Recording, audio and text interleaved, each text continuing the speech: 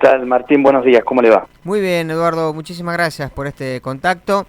Es importante que empecemos a analizar, a ver si se quiere, como una especie de balance de gestión de un gobierno terminando y de otro que está por iniciar.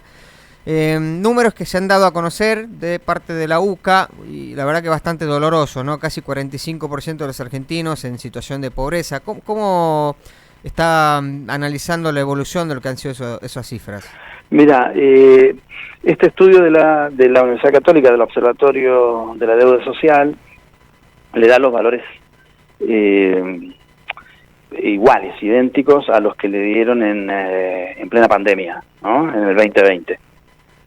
¿Se entiende? Ahí hay una pequeña curva donde asciende la pobreza 2020 porque afecta principalmente informales y cuentas propias o gente que no tiene ingresos regulares o protegidos, ¿no? Cae la pobreza en la siguiente etapa y luego, bueno, aumenta porque empieza a tener ya no el impacto pandemia, sino el impacto inflación, ¿no? Entonces, eso se nota notoriamente. Con una característica distinta a la pobreza que estuvimos acostumbrados de observar del 2003 a la fecha, que es la pobreza de trabajadores formales. Claro. ¿Bien? Sí. O sea que es el incremento de trabajadores formales a la situación de pobreza que la UCA lo había ya registrado en el año 2016, 2017, pero en ese momento no era marginal. Hoy empieza a tomar valores ya no menores, ¿no? O sea que es un fenómeno que tiene varios años, pero que se ha profundizado a medida que ha pasado. Claro, se ha profundizado, pero no afecta a todo. Recuerden que esto es muy heterogéneo. Argentina es en términos de distribución, pobreza es heterogéneo, es decir, uno no va a encontrar que le ocurra a todos, sino a algunos segmentos especiales. Por ejemplo, no sé, situaciones de pobreza no les pasa a los obreros del metal mecánico, a los obreros del caucho, del neumático, a los obreros del aceite, a los farmacéuticos, a la industria farmacéutica, a la industria del plástico y de algunos derivados del agro. Es decir, a esos y a esas trabajadoras no les pasa esta situación, sino a algunos específicamente. Sí. Por un lado están las trabajadoras de empleo doméstico, ¿no? Y eso se debe a que un elemento principal, sus tareas, recuerden, no las hacen en las empresas, sino en los hogares, y el salario mínimo que se establece, por eso uno se da cuenta lo importante que es regular el salario mínimo. El salario mínimo está muy abajo, ¿no? Y en términos de cuando comienza a regularse con mucha fuerza, del 2006 a la fecha, el salario mínimo del empleo doméstico en los últimos años ha quedado muy abajo, ¿no? Si ustedes miran, el salario mínimo hoy está en 200.000 pesos y es lo que los hogares pagan, porque en ciertos ámbitos no es referencia, la gente siente que eso es lo que tiene que pagar.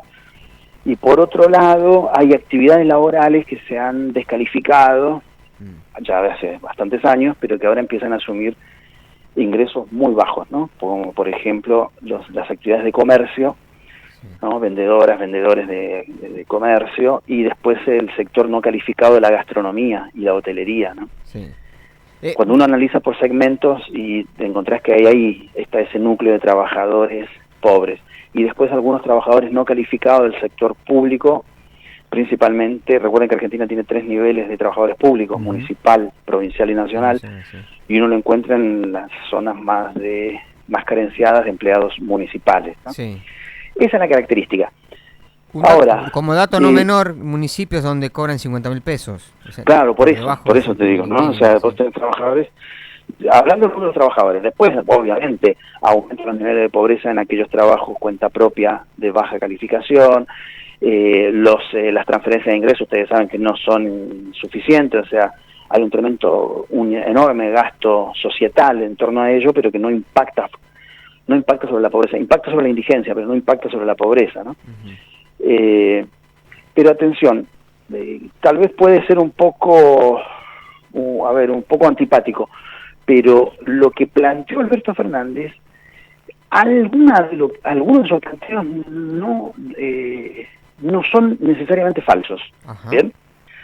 ¿Por qué? Porque las encuestas, tanto la que hace la UCA como la Universidad Católica, tienen advertencias y errores que ellos mismos plantean, ¿no?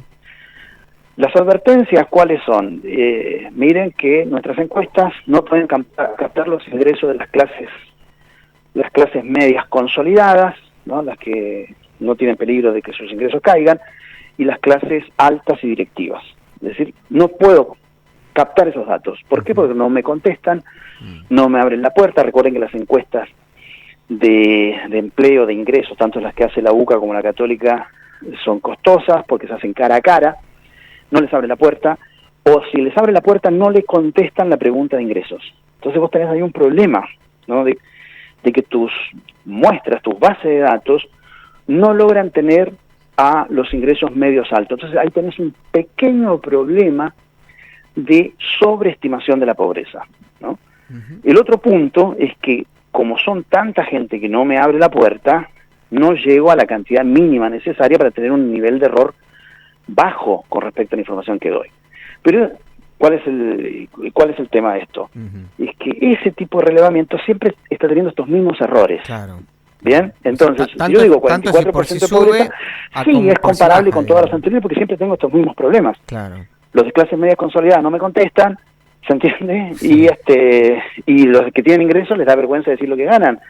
Los que tienen ingresos altos, los que dicen que ganan menos por muchos temas, desde vergüenza, inseguridad, etcétera. Claro. Ahora, que la pobreza aumentó, sí aumentó, porque el error lo tenés siempre, es el mismo error de siempre, ¿bien? Claro. Ahora, si yo ajustara mejor, porque esto no pasa solo en Argentina, ¿se entiende? No pasa solo en Argentina, pasa en prácticamente toda América Latina. Chile y Brasil lo solucionan porque no te preguntan ingresos, van directamente a los registros administrativos y lo sacan de ahí, ¿no? Claro. Y otros países como México, que serían en algún punto más parecido a Argentina, están probando sistemas para que la gente los declare, porque tenés problemas. Claro. Tu problema principal es complejo el tema de los datos, la pobreza, ¿no? Sí. Es complejo el tema de los datos de la gente, no solamente Argentina. Eduardo, sí, espero que se haya entendido, ¿no? Sí, se entiende perfectamente. Ahora, el tema de tener un nivel de informalidad tan elevado como tiene la Argentina no te permite hacer esto que usted decía, que lo corrige Chile y Brasil, por ejemplo, que es ir a buscar los libros, exacto, no estar registrados. Perfecto, Martín. Excelente, sí. El problema de Chile es que tiene casi todos adentro, o sea, casi todos formalizados, sí. 90%, se le escapa ese 10%. Claro. Y el caso de Brasil es que los que no están adentro los tiene incorporados por transferencias, ¿no? Por otro, es como si son los que tengo en Argentina por ANSES. Ajá. Y sobre eso se estima ingresos. Claro. Bien. A ver, para que la gente entienda, el feriante, el vendedor ambulante, el que vende bolita de fraile en la puerta del hospital, ¿se entiende? O sea, como no tiene ingresos declarados, a eso yo les estimo los ingresos. Bien, en base a lo que me dice. Claro. Claro. Y le puedo agregar, que es el caso de los brasileños, si recibe alguna transferencia, un bolsa escola, ¿no? Es similar a la asignación universal. Ahora, donde apuntó Alberto Fernández fue justamente que el subregistro de la pobreza se da en que aquellos que cobran un plan social no responden que tienen ingresos por miedo a que le quiten el plan social. Y ahí me parece que entró la polémica. Sí, me acuerdo que lo dijo. Sí, puede ser. Eso depende. Eso se dio en el 2020 en plena pandemia porque le pasó también a Uruguay. Nosotros estábamos trabajando con colegas de la Universidad de la República y la gente decía que tenía cero ingresos para garantizar que le hicieran la transferencia, ¿viste? El IFE, similar al IFE. Sí. Pero no sé si pasa ahora, porque además la EPH pregunta y repregunta qué otro ingreso tiene. También es cierto que puede haber un factor miedo de que como recuerden que cuando va a INDEC es el Estado, ¿no? El que te está preguntando, por más que hay anonimato a la información, está garantizado el anonimato a la información. Y la Universidad Católica, por más que sea una institución privada, sigue siendo una gran institución que te está pidiendo información. Claro. Pero Eduardo, no sabría decirte cuánto de eso puede impacta. Ser cierto o no. El problema no es tanto eso, el problema son las clases medias consolidadas para arriba que no te dicen ingresos. Claro. Entonces te aparecen cosas paradojales. Cualquier oyente que tenga conocimiento de base de datos puede entrar a la base de datos de INDEC porque son libres. Y por ejemplo, un docente universitario como soy yo, aparezco con la elite de la encuesta permanente de hogares, por ejemplo. Claro. Eduardo, Se ha confirmado la continuidad de Marco Labaña en el INDEC, justamente por casi como un desafío después de lo que dijo Alberto Fernández y obviamente con un programa que va a dotar supuestamente de mayor autonomía y despolitizar el INDEC. ¿Está de acuerdo usted que está en el ambiente, que conoce de estos métodos de cálculo que se utilizan? ¿Está de acuerdo Sí, en la continuidad de la gestión? a ver, se viene haciendo bien las cosas en el INDEC en los últimos tiempos, con todas las dificultades que tiene, que no alcanzan las partidas, es el que no alcanza las partidas económicas, termina haciendo retraso. Por ejemplo, el censo la semana pasada recién dio los valores de sexo y edad y educación de la gente por provincias, ¿no? O sea, fíjense, tardó casi más de un año. Sí. Pero me parece bien que se le dé continuidad y por otro lado que el INDEC tiene también que estar más abierto a estas problemáticas, ¿no? Es decir, bueno, porque hay países que ya lo encararon, ¿no? Decir, bueno, tengo problemas de captar ingresos, entonces creo que es una tarea que tiene que profundizar, ¿no? Claro. Pero en términos generales siempre la continuidad de las políticas, la continuidad de la institucionalidad siempre es plausible, es aplaudible, siempre y cuando no se la vacíe posteriormente, ¿no? Claro, claro. Eduardo, ha sido muy bueno tener su opinión y obviamente muchas gracias por toda la información. Bueno, gracias a ustedes por llamarme y siempre atento cuando quieran. Intercambiamos y doy mis opiniones con respecto a los estudios que nosotros hacemos sobre estos temas, ¿no? Excelente. Que tenga un buen día. Bueno, muchas gracias. Hasta luego. Hablábamos con Eduardo Chávez Molina, investigador del Instituto Gino Germani.